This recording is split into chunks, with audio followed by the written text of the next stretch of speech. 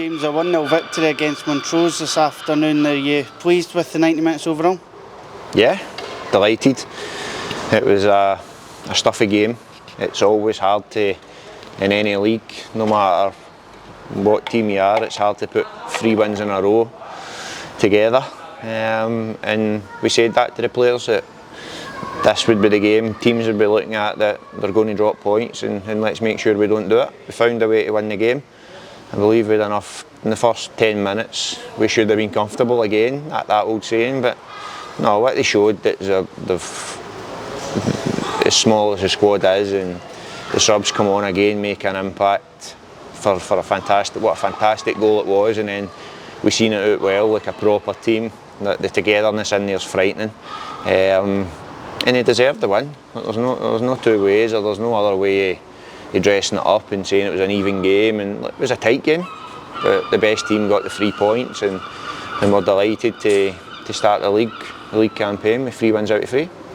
Even going in at half time, you must have felt that goal was coming if we kept on plodding away, and credit to the boys once again, they kept on doing that, and eventually the goal did come late on, like the Alloa game at home a couple of weeks ago. Football's not easy. Like you don't, like last week we made 25 chances, 16 on target, 16 corners, and you could say that's pretty easy. You get a 3-0 win, should have been 8 or 9, but it was easy because of what the players done. But you've got to remember, other teams come and they try and stop you doing what you're good at.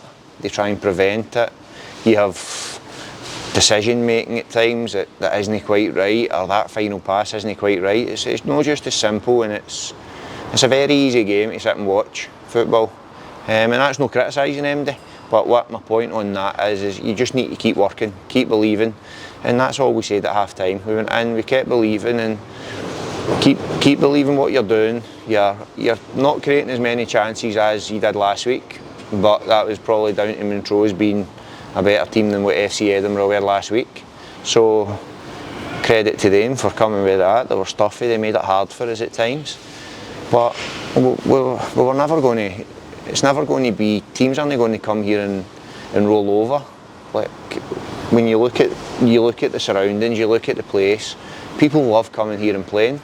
Like, it's a great place to come and play, and when you look at it, no disrespect to this league, but when you go down leagues, because I can't say no disrespect to this league, because we're in this league through merit, or through being no good enough to be staying in the Championship, so we deserve to be exactly where we are. So we are a League One club that's got fantastic facilities, a fantastic pitch, but that's it. Like, so we can't be looking down our noses at anyone, so we need to be the same when any team comes, and we were that. And the message at half time was just keep going, keep believing, keep to the plan that we've worked on all week. We will make changes when we feel it's necessary. We changed the shape, we went to a back 3, which again got us a bit of joy. But that's not to say because we've went to a back 3 a couple of times and got a bit of joy that we should play a back 3, because look at the joy that we're getting with the way we're playing. So it's in, we work on those both formations, and we can flip between them quite easy. And we've done that today, and changing to that shape helped. That allowed Mackie to get high, he swing the ball in. Josh got a lot of joy down this side. We knew the boy was struggling.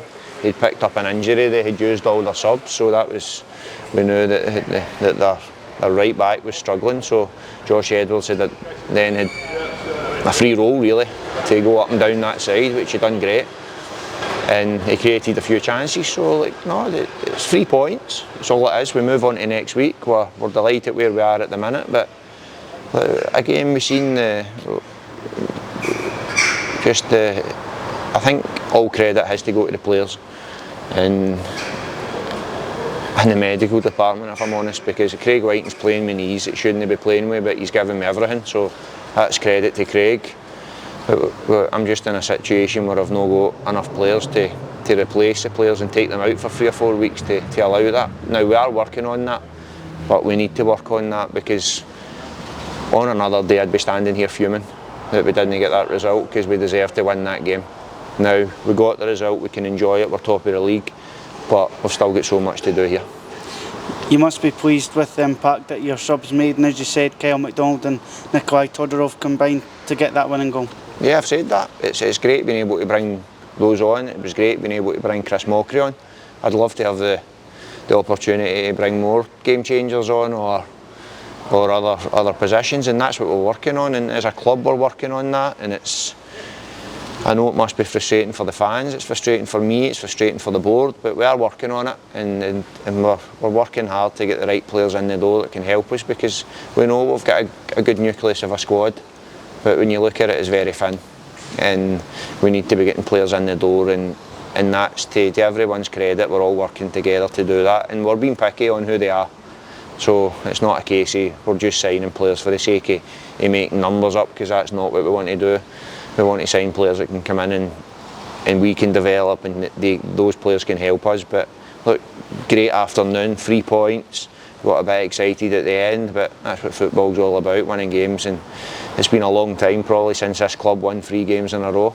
I don't know if one of you can tell me, but for 3 league games in a row, I don't know when that was, but it feels fantastic, and we'll enjoy it tonight. And then from tomorrow we focus on next week's game, and it's done, and that's it. It's 1 game at a time, but it's another win. It's another nice win, and it's nice to be sitting top of the league, but we're early on in the season.